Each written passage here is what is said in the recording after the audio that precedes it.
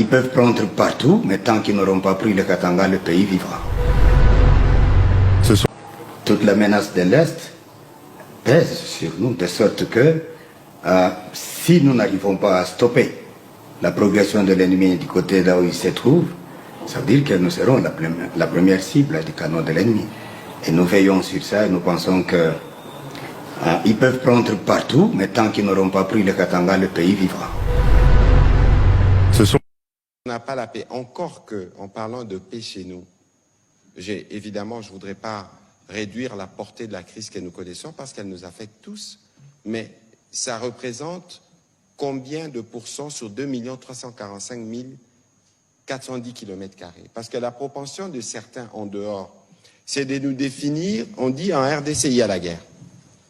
Certaines personnes qu'on reçoit à Kinshasa sont surprises, ils disent mais avant de venir ici, on nous disait que ça tirait de partout. Be assured, nous n'avons pas la guerre au Congo. we're not during the war in the Congo. Nous voyons la guerre à la télévision.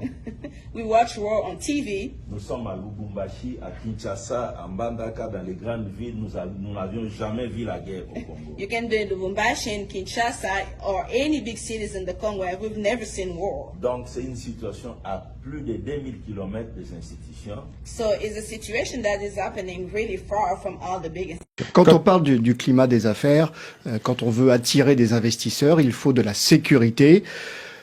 À propos de la RDC, on parle beaucoup en ce moment des conflits armés à l'est du pays. Est-ce que ça donne la meilleure image possible pour les investisseurs?